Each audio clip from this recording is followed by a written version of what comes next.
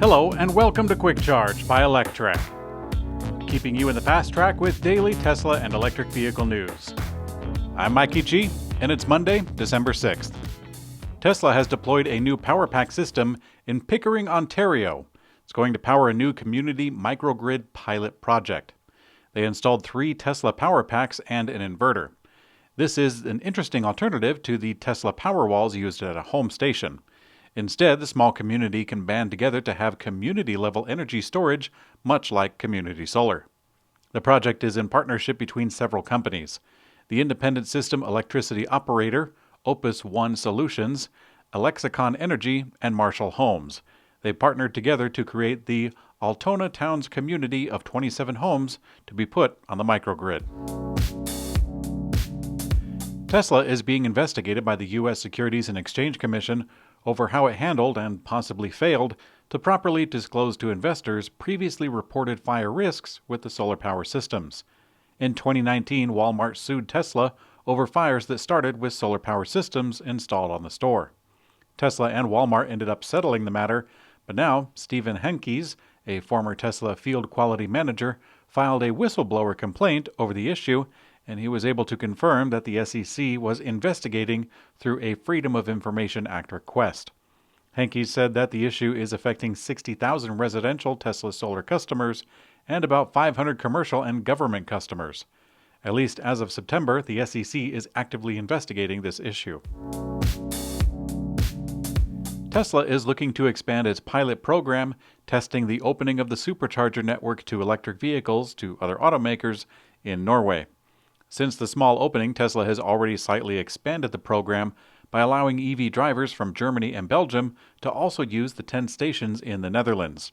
And now Patrick Geyer, a manager of the public policy and government relations at Tesla, sent a letter to Norway's Ministry of Transport in which he indicated that Tesla is looking to expand a supercharger pilot program to Norway. Tesla has yet to announce an expansion of the pilot program in the U.S., where the opening will allow Tesla to take advantage of U.S. government subsidies. Toyota is planning to build a battery factory to support electric vehicle production in North Carolina. Toyota's BZ4X electric SUV is coming to the U.S., and the first ones will be produced in Japan, but Toyota has indicated that they plan to eventually produce electric vehicles in the U.S. To gather more government support for the vehicle and other projects, Toyota is building the battery plant on U.S. soil. A filing for public subsidy shows that the government approved a $435 million package for the project. Toyota hasn't specified what types of batteries they plan to produce there, but the company has previously boasted about a solid-state battery technology breakthrough. Production is expected to begin in 2025. Regulators from the U.S. Securities and Exchange Commission have requested documents from Lucid Group Incorporated relating to the investigation of its SPAC merger with Churchill Capital Corporation 4. The merger was approved this past July, resulting in the company joining the NASDAQ under the ticker symbol LCID. They also combined for a pro forma equity value of $24 billion. Although it's not uncommon, it's a hefty sum for a new company. According to a report from Reuters, Lucid Group Incorporated received a request on December 3rd from the SEC for documents pertaining to the merger. Representatives from Lucid told Electrek that the company has an official statement coming later on. Stock of Lucid, as well as other EV companies that have done SPAC mergers, fell today following the news. EV automaker Arrival has announced plans to build an $11.5 million high-voltage battery module assembly plant in Charlotte, North Carolina. The new battery facility will add 150 jobs and join the 2 facilities that Arrival has already established. Arrival specializes in buses and vans, as well as in its own proprietary battery modules that can be used on all their platforms. The new plant will also serve a second production facility in Rock Hill, South Carolina, which produces the Arrival bus. The news comes just as Toyota also announced their battery plant about 100 miles up the way in Liberty. Researchers have developed a prototype lithium-ion battery that uses water as an electrolytic solution, replacing the flammable organic solvent. The prototype is durable, it can be quickly recharged, and is free from the risk of catching fire.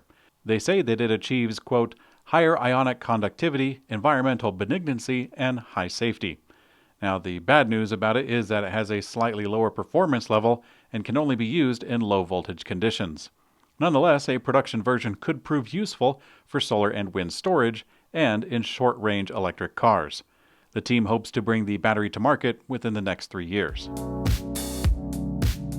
British utility SSE and Norwegian energy giant Equinor have announced late last week that they have secured financing to proceed with the construction of the $3.98 billion Dogger Bank offshore wind farm, the third phase.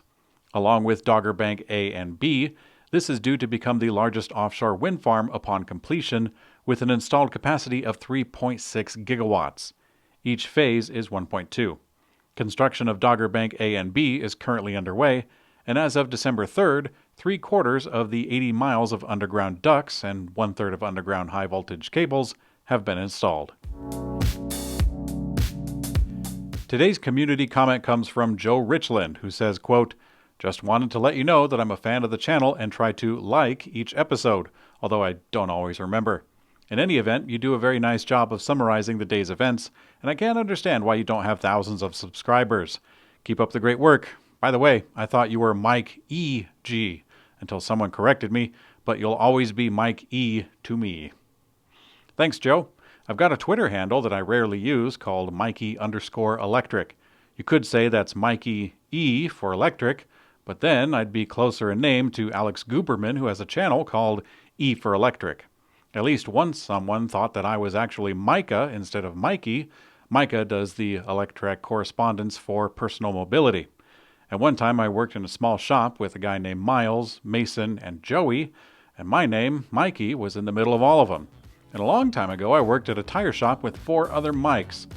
There was already one there who was Mike G, so when I got hired, they gave me the name Mike D, even though I don't have a D in my first or last name. Thanks for your comment, Joe. Thanks for watching Quick Charge by Electrek. We also have an audio version on your favorite podcast player. I'm Mikey G, and I hope you have a great day.